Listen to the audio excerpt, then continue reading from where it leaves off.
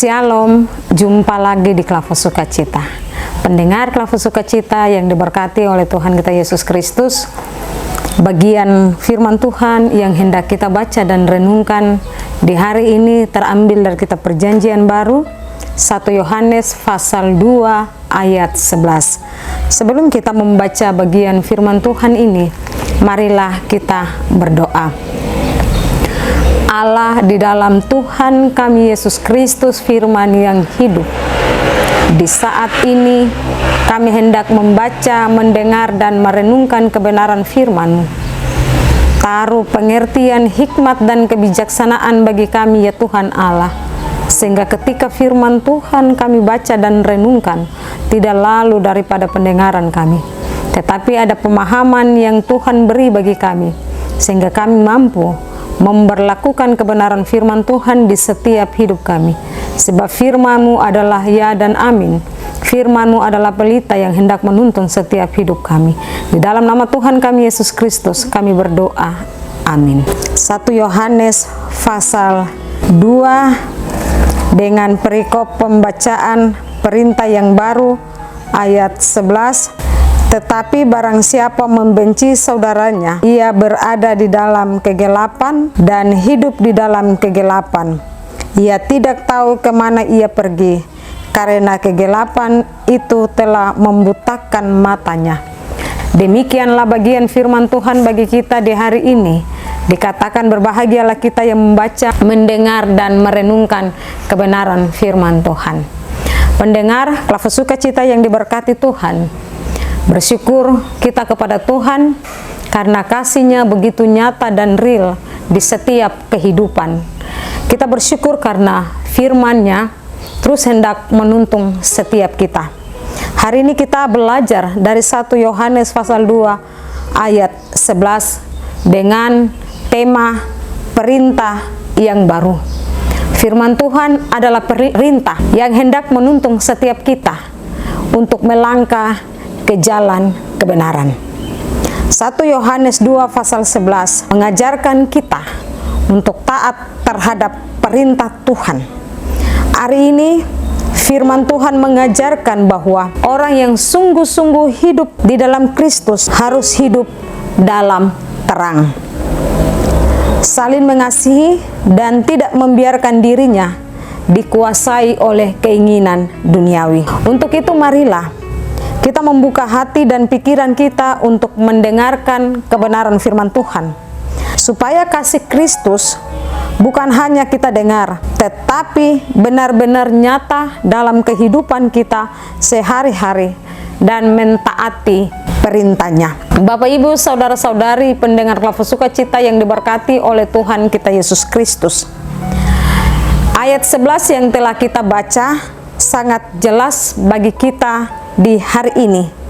Ayat 11 berbicara tentang kebencian. Kebencian membuat seseorang tersandung karena ia tidak dapat melihat dengan jelas jalan yang harus ia tempuh. Untuk itu, tidak mungkin seseorang mengaku hidup dalam terang Kristus tetapi terus memelihara kebencian terhadap saudaranya. Jadi kalau kita baca kembali lagi di ayat 11 dikatakan, tetapi barang siapa membenci saudaranya, ia berada di dalam kegelapan dan hidup di dalam kegelapan. Ia tidak tahu kemana ia pergi, karena kegelapan itu telah membutakan matanya. Kalau kita hidup dalam kebencian, kita tidak mampu melakukan kasih Allah yang nyata dan real dalam hidup kita, karena kebencian itu menutup mata iman kita. Ayat ini jelas bagi kita dan sangat penting bagi kita. Karena membenci itu membutakan kita, sehingga kita tidak bisa menaruh kasih terhadap seseorang, karena kebencian itu membutakan mata iman kita. Relevan dalam kehidupan keluarga dan hidup berjemaat. Kita bisa beribadah bersama, tetapi kalau hati kita menaruh kebencian, kita bisa berdiri bersama, berjalan bersama, duduk bersama, sementara kebencian itu masih menguasai hidup kita.